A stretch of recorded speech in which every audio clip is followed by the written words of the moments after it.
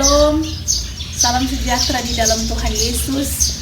Jemaat yang diberkati Tuhan, baiklah kita akan memulaikan ibadah kolom Jemaat Kemin Diaspora di malam hari ini. Dan marilah kita semua mempersiapkan hati, kita akan bersama-sama mengikuti persekutuan ibadah. Dan ibadah ini akan dipandu langsung dari gedung gereja Kemin Diaspora. Bapak Ibu saudara-saudaraku yang diberkati Tuhan, mari kita mempersiapkan hati kita. Diundang kita semua untuk berdiri. Marilah kita menyembah Tuhan yang menjadikan kita, sambil kita menyanyikan Kidung Jemaat 247, Sungguh Kerajaan Allah di Bumi Tak Kalah.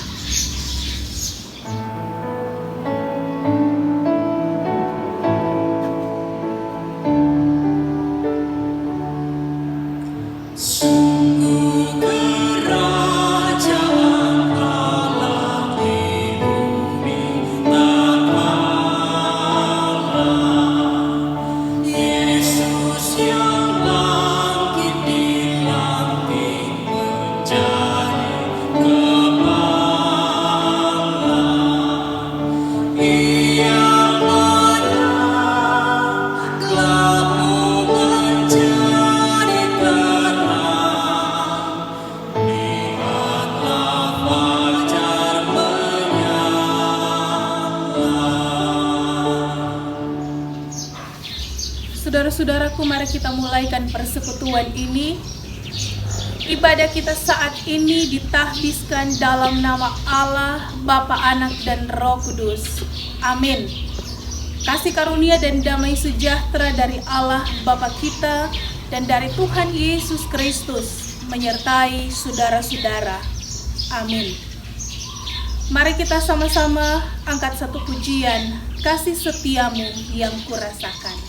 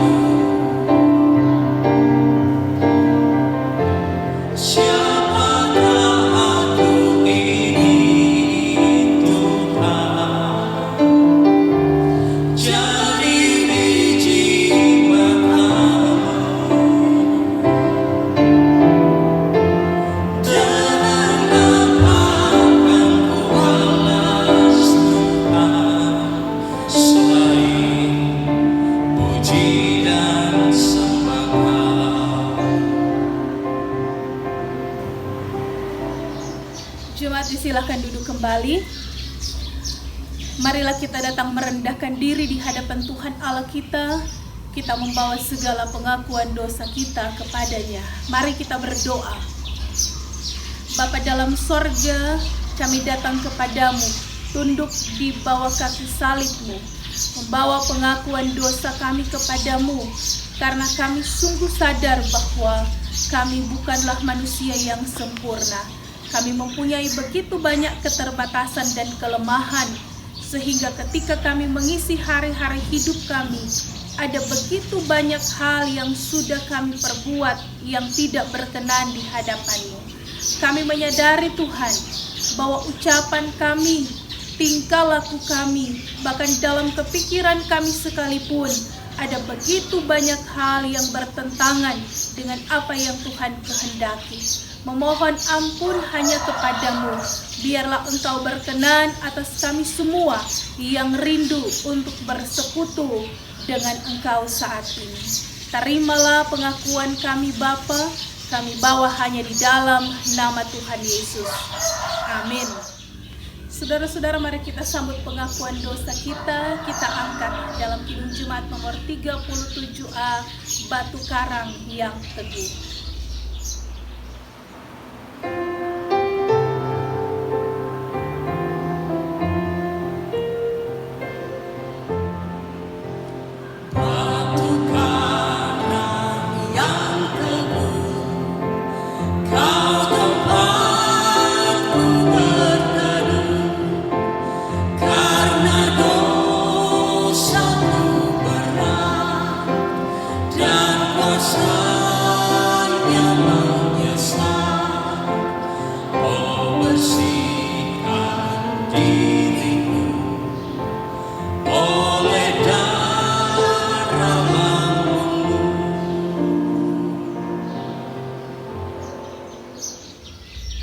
Dengarkanlah berita anugerah Allah dalam persekutuan ini.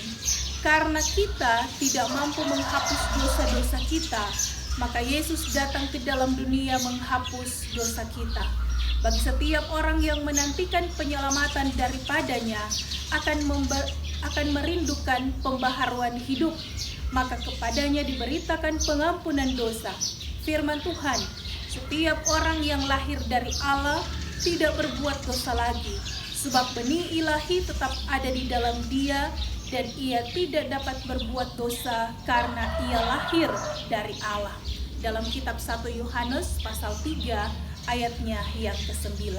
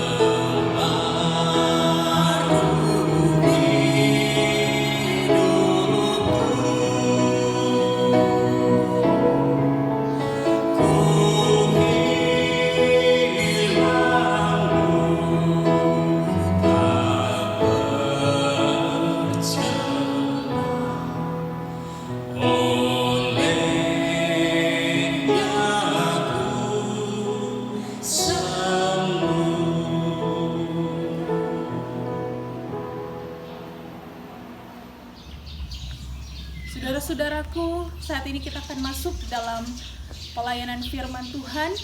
Mari kita siapkan hati kita untuk membaca dan merenungkan firman Tuhan. Tapi sebelumnya mari kita berdoa. Bapa dalam sorga, kami memuliakan nama-Mu. Engkau yang memperkenankan kami sebagai persekutuan Jemaat Kemim Diaspora. Kami yang ada di rumah masing-masing sangat merindukan firman-Mu diberitakan. Sebab itu, maka hadirlah Engkau bersama dengan kami, memberikan kami hikmat dan pengetahuan, memahami rahasia firman-Mu, sehingga semakin hari kami semakin dibentuk menjadi pribadi yang takut akan Tuhan, dan pribadi yang mau untuk melakukan firman Tuhan itu dalam segenap kehidupan setiap hari. Tolonglah kami Tuhan, kami yang datang kepadamu bermohon di dalam nama Tuhan Yesus. Amin. Saudara-saudaraku yang diberkati Tuhan, baiklah kita akan membaca bagian firman Tuhan dalam persekutuan saat ini dalam kitab Yohanes pasalnya yang ke-15 ayat 9 sampai dengan ayatnya yang ke-17. Sekali lagi kitab Yohanes pasal 15 ayat 9 sampai dengan ayatnya yang ke-17 dalam perikop perintah supaya saling mengasihi. Seperti Bapa telah mengasihi aku, demikianlah juga aku telah mengasihi kamu. Tinggallah di dalam kasih-Ku itu. Jikalau kamu menuruti perintah-Ku, kamu akan tinggal di dalam kasih-Ku, seperti aku menuruti perintah Bapa-Ku dan tinggal dalam kasih-Nya. Semuanya itu kukatakan kepadamu supaya sukacitaku ada di dalam kamu dan sukacitamu menjadi penuh. Inilah perintahku, yaitu supaya kamu saling mengasihi seperti aku telah mengasihi kamu. Tidak ada kasih yang lebih besar daripada kasih seorang yang memberikan nyawanya untuk sahabat-sahabatnya. Kamu adalah sahabatku, jikalau kamu berbuat apa yang kuperintahkan kepadamu. Aku tidak menyebut kamu lagi hamba, sebab hamba tidak tahu apa yang diperbuat oleh tuannya. Tetapi aku menyebut kamu sahabat, karena aku telah memberitahukan kepada kamu segala sesuatu yang telah kudengar dari Bapa-Ku. Bukan kamu yang memilih aku, tetapi akulah yang memilih kamu. Dan aku telah menetapkan kamu, supaya kamu pergi dan menghasilkan buah, dan buahmu itu tetap, supaya apa yang kamu minta kepada Bapa dalam namaku, diberikannya kepadamu. Inilah perintahku kepadamu, kasihilah seorang akan yang lain. Demikian berita firman Tuhan dalam persekutuan kita di malam hari ini. Saudara-saudaraku yang diberkati Tuhan, jemaat yang saya kasihi, dalam kitab Yohanes pasal 15 ayat 9 sampai 17, Yesus di sini memberi perintah untuk saling mengasihi. Nah, saudara-saudaraku, mengasihi diambil dari kata kasih. Kalau bilang kata kasih, tentunya suatu kata yang sangat melekat dalam kehidupan orang yang percaya. Kata kasih saya ibaratkan seperti setiap helaan nafas kita yang kita hirup sepersekian detik dalam hidup kita. Mengapa saya ibaratkan seperti helaan nafas? Karena memang kasih itu sudah sangat melekat dalam setiap aktivitas kehidupan kita. Ketika kita berucap, selalu ada kata kasih. Ketika pun kita bekerja, harus berlandaskan pada kasih. Apalagi ketika kita ada dalam pelayanan, semuanya harus berdasarkan pada kasih. Kasih menjadi landasan segala sesuatu yang kita kerjakan dan kita lakukan. Mengapa harus demikian? Karena Allah yang kita sembah, Dia adalah kasih itu sendiri. Jelas dalam pembacaan kita dalam kitab Yohanes pasalnya yang ke-15, ayatnya yang ke-9 sampai 17, menggambarkan dengan jelas apa dan bagaimana bentuk kasih yang sesungguhnya. Yesus sendiri mengalami bagaimana kasih Bapanya, yaitu Allah, sehingga inilah yang menjadi tolak ukur, inilah yang Ia wujud nyatakan sebagai kasih-Nya yang tidak terbatas kepada sesama manusia. Pengalaman Yesus ketika Ia menikmati kasih Bapa, itulah yang menjadi ukuran bagi Yesus, sehingga Ia pun melakukan kasih yang sesungguhnya kepada setiap manusia. Yesus mengajarkan kasih yang sesungguhnya, kasih yang berstandar agape, atau kasih yang tidak terbatas, kasih yang tidak bersyarat. Nah, kasih agape inilah yang menjadi sifat daripada Allah sendiri, Allah Bapa yang kita percaya. Nah, berdasarkan pada kasih ini sehingga Yesus pun Dia rela mati. Dia mengorbankan dirinya untuk menebus dosa-dosa saya dan saudara-saudara yang diberkati oleh Tuhan. Yesus mengorbankan nyawanya untuk sahabat-sahabatnya, yaitu setiap orang yang percaya. Luar biasa saudara-saudaraku yang diberkati Tuhan. Di sini Yesus menyebut kita sebagai sahabat-sahabatnya, bukan lagi sebagai hambanya. Ini tentu menjadi sebuah penghargaan tertinggi bagi kita yang diberikan oleh Yesus dengan menyebut kita sebagai sahabatnya. Karena Yesus pun mau agar supaya kita sebagai sahabat-sahabatnya yang mengenal siapa Bapa, melakukan apa yang dikehendaki Bapanya, seperti Yesus melakukan apa yang dikehendaki oleh Bapa di sorga. Saudara-saudaraku, demikian juga jelas bahwa Yesus sendiri yang memilih kita sebagai sahabat-sahabatnya. Ayat 16 dikatakan, "Aku yang memilih kamu dan menetapkan kamu supaya pergi dan menghasilkan buah." Artinya apa? Bahwa dalam ketidaklayakan kita, dalam keterbatasan kita, dalam kekurangan kita, Yesus memilih kita. Kita sebenarnya patut berbangga karena kita adalah orang-orang pilihan.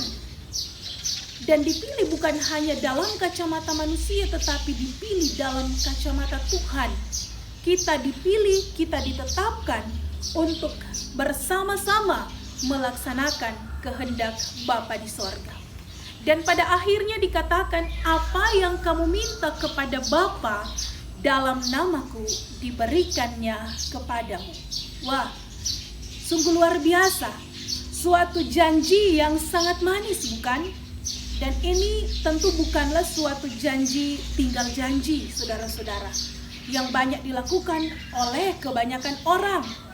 Ini bukanlah janji-janji tanpa suatu realisasi, tetapi ini adalah janji Yesus bagi setiap orang yang percaya, bahwa bagi setiap orang yang mau melakukan kehendak Bapa, maka dia akan menerima hadiah istimewa.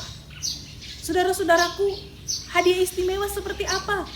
Bukan hanya sekedar harta, bukan hanya sekedar jabatan, bukan hanya sekedar popularitas, bukan hanya sekedar kedudukan yang akan diberikan kepada kita. Karena hal-hal seperti itulah yang biasa diperebutkan oleh begitu banyak orang. Tetapi hadiah istimewa yang akan diberikan oleh Yesus kepada kita yaitu keselamatan. Keselamatan akan dianugerahkan kepada setiap kita yang mau hidup di dalam Tuhan. Nah, saudara-saudaraku, siapa dari kita yang tidak menginginkan janji itu? Nah, sekarang menjadi pertanyaan kepada kita. Mau ndak kita menerima tawaran untuk menjadi sahabatnya Yesus? Bersediakah kita untuk mau melaksanakan kasih tanpa syarat kepada siapapun, seperti yang telah dicontohkan oleh Yesus? Saudara-saudaraku, kembali lagi, ketika kita berucap tentang kasih sangat mudah, tetapi pada prakteknya kasih itu terlalu sulit untuk dilakukan setiap hari. Seringkali kita sangat mudah mengatakan kasihilah sesamamu, kita harus saling mengasihi, tetapi pada prakteknya kita sangat susah untuk melakukan semuanya itu. Karena apa? Karena ketika kita mengasihi tanpa syarat, maka di dalamnya butuh pengorbanan. Ketika kita mengasihi tanpa syarat, di dalamnya membutuhkan pengorbanan dalam bentuk dana, daya, dan semua apa yang kita miliki harus mampu kita korbankan untuk orang-orang yang ada di sekitar kita. Apalagi saudara-saudaraku, ketika kita ada di tengah-tengah situasi seperti ini, di tengah-tengah pandemik COVID-19 yang kita hadapi, segala ruang gerak kita menjadi terbatas, pekerjaan-pekerjaan kita dibatasi, bahkan pendidikan anak-anak kita saat ini dibatasi dan lain sebagainya. Nah, kecenderungan yang ada sekarang ini membuat orang mulai merasa lebih mementingkan kepentingan diri sendiri. Orang mulai merasa bahwa kalau kita mau melakukan sesuatu, apa yang kita mau dapat? Ada timbal balik yang diharapkan dari perbuatan yang kita lakukan terhadap orang lain. Apalagi saudara-saudaraku, ketika sekarang ini kita diperhadapkan dengan pandemi COVID-19 ini, ada begitu banyak hal yang sebenarnya tidak perlu untuk dipermasalahkan menjadi permasalahan yang besar. Masalah yang sepele, masalah yang kecil sekalipun akan menjadi masalah yang besar karena situasi yang ada sekarang ini. Masalah bantuan-bantuan yang diberikan, baik bantuan-bantuan dari pemerintah, bantuan-bantuan yang diberikan oleh gereja. Di situ menjadi titik persoalan ketika ada yang mengatakan nyanda adil, dia ada dapat begini, kita ada dapat cuma begini, sehingga menimbulkan persoalan-persoalan di tengah-tengah kehidupan kita. Belum lagi dengan beban ekonomi yang harus dipikul, belum lagi dengan persoalan-persoalan yang lain yang muncul di tengah-tengah kita, membuat kita kehilangan kasih dan juga membuat kita kehilangan rasa empati terhadap saudara-saudara yang ada di sekitar kita. Padahal saat-saat seperti ini adalah saat-saat yang paling tepat bagi kita. Bagaimana kita harus berbagi, bagaimana kita harus peduli, bagaimana kita harus mampu melihat keberadaan saudara-saudara yang ada di sekitar kita. Saya mau mengatakan saudara-saudara bahwa ketika kita membagi kasih, ketika kita memberi bukan saat kita ada dalam kelimpahan, tetapi bagaimana ketika kita mampu mengatur apa yang kita miliki, kendati pun kita ada dalam kekurangan, kendati pun kita ada dalam pas-pasan, bagaimana kita mampu memberi kepada orang lain yang ada di sekitar kita. Saya ingat saudara-saudara, ada satu nasihat yang diberikan oleh orang tua yang mengatakan bahwa jangan selalu memandang ke atas, karena kalau kita memandang ke atas, kita tidak akan pernah merasa cukup. Karena di atas langit masih ada langit. Tetapi selalulah memandang ke bawah, agar supaya kita selalu mempunyai rasa syukur. Karena ketika kita memandang ke bawah, kita melihat bahwa masih ada begitu banyak orang di sekitar kita yang kurang beruntung seperti kita. Sehingga dengan demikian maka kita pasti akan berusaha untuk selalu peduli dan melihat bahwa ada begitu banyak saudara-saudara kita yang memerlukan uluran tangan kasih dari kita. Sekali lagi saya mau mengatakan bahwa jangan selalu berpikir bahwa memberi ketika kita ada dalam kelimpahan, tetapi memberilah dengan suasana sukacita dan penuh syukur. Akan ada suatu kenikmatan yang luar biasa Bapak Ibu Saudara-saudara ketika kita mampu untuk membantu, memberi, melayani orang lain dengan penuh ikhlas, sehingga apa yang kita berikan itu boleh jadi berkat bagi mereka.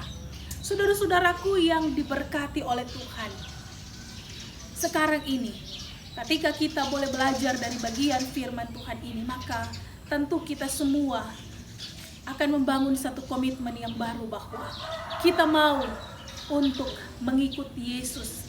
Kita mau untuk melanjutkan kasih yang diajarkan oleh Yesus. Kasih tanpa syarat, kasih tanpa melihat adanya perbedaan.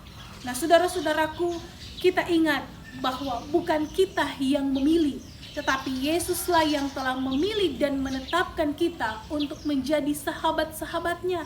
Kita dipakai oleh Yesus untuk menjadi alat dalam melaksanakan kasih yang sesungguhnya bagi setiap orang.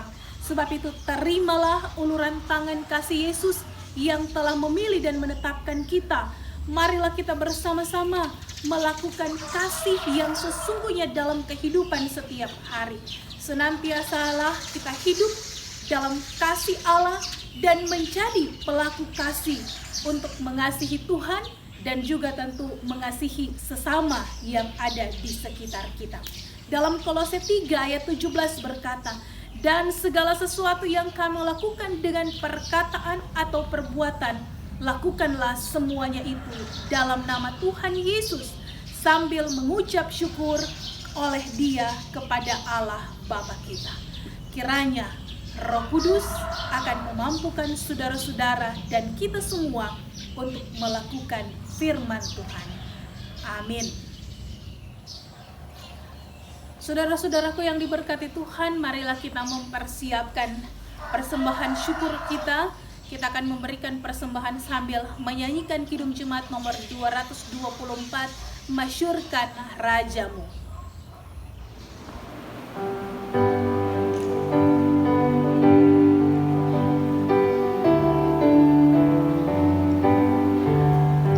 Masyurkan Rajamu.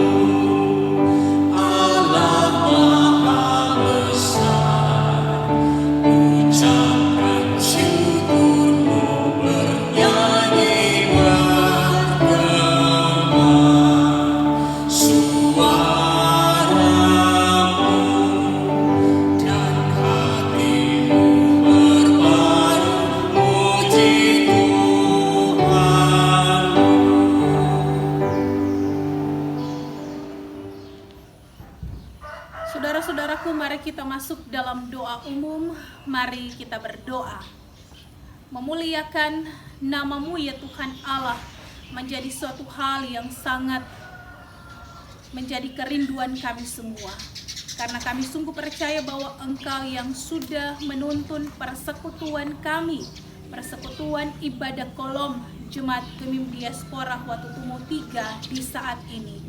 Engkau yang berkenan sehingga kami boleh ada di rumah kami masing-masing bersama dengan segenap anggota keluarga kami, beribadah kepada Tuhan, menyatakan syukur atas segala perlindungan, penyertaan Tuhan, tapi juga atas semua berkat-berkat yang boleh kami peroleh ketika kami ada melaksanakan berbagai tanggung jawab kami.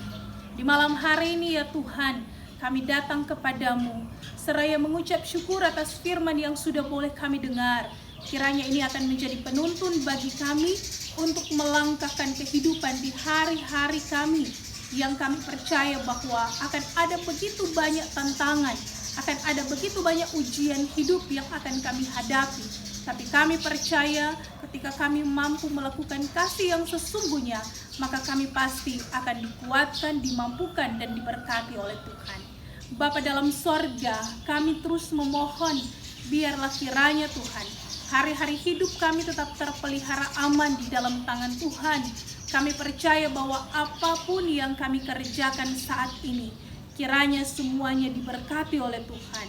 Sebab itu Bapa, biarlah Engkau terus memberikan kami kuat sehat ketika kami bekerja sebagai orang tua, tetapi juga ketika kami sebagai anak-anak ada dalam berbagai pengabdian kami.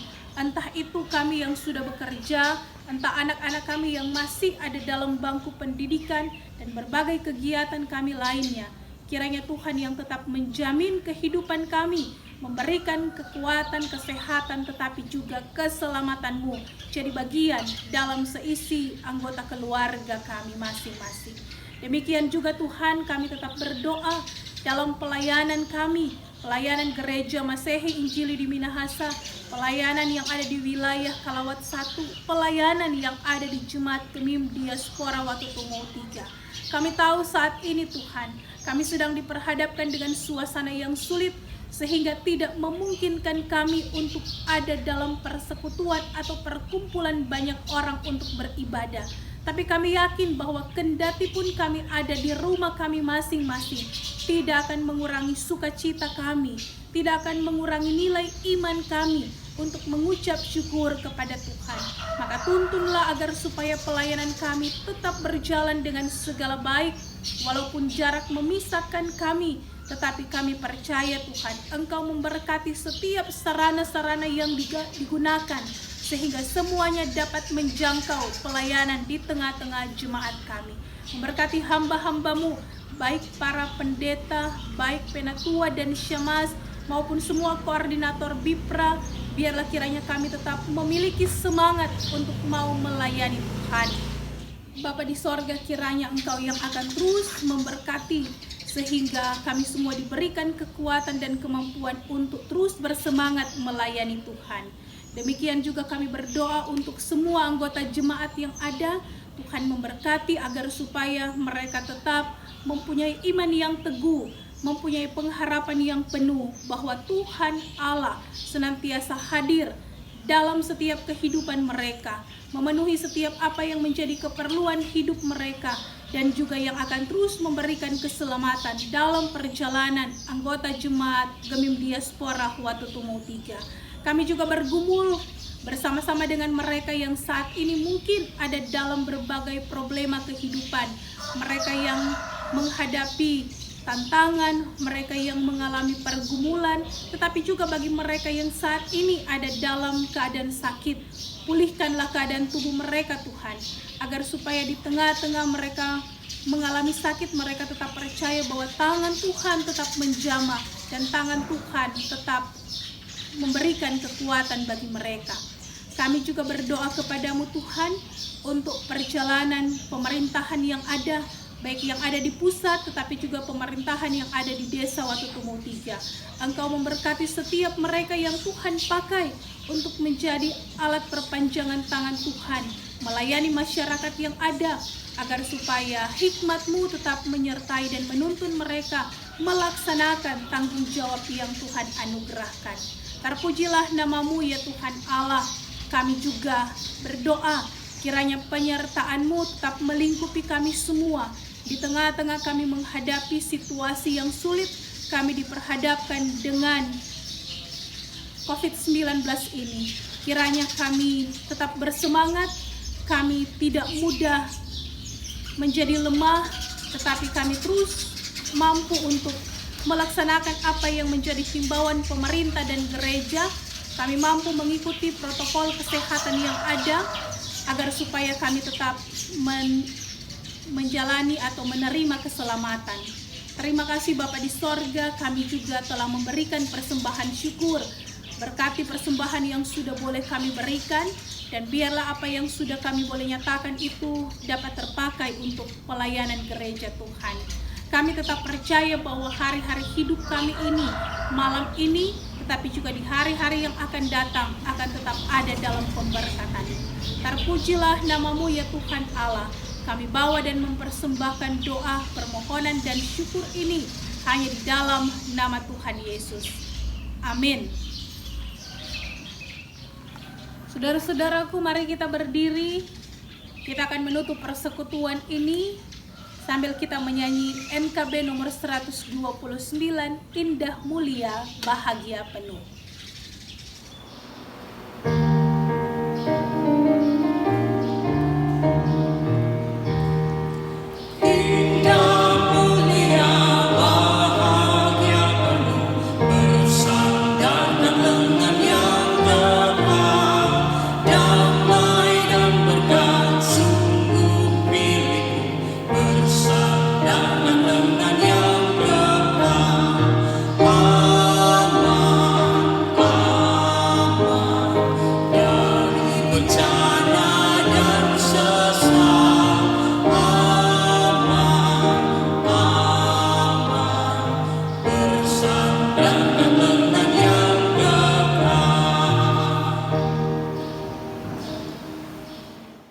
Saudaraku, terimalah berkat Tuhan dan pulanglah dengan sejahtera. Kasih karunia Yesus Kristus, kasih Allah dan persekutuan Roh Kudus menyertai saudara-saudara sekarang dan sampai selama-lamanya.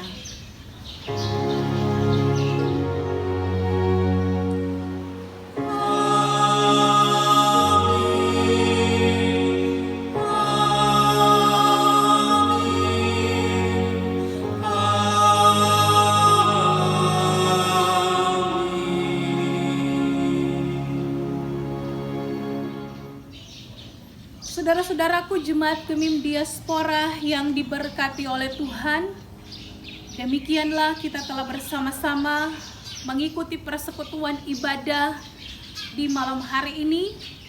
Terima kasih atas kesediaan kita untuk bersama-sama beribadah kepada Tuhan, dan biarlah kiranya ibadah ini akan memberikan semangat bagi kita semua untuk terus menjalani hari-hari kehidupan kita dengan penuh ucapan syukur. Atas nama Badan Pekerja Majelis Jemaat Gemim Diaspora mengucapkan terima kasih atas kesediaan saudara-saudara Jemaat Gemim Diaspora yang sudah boleh beribadah di malam hari ini. Sampai berjumpa lagi dalam persekutuan ibadah selanjutnya, dan Tuhan Yesus pasti akan memberkati kita sekalian. Shalom.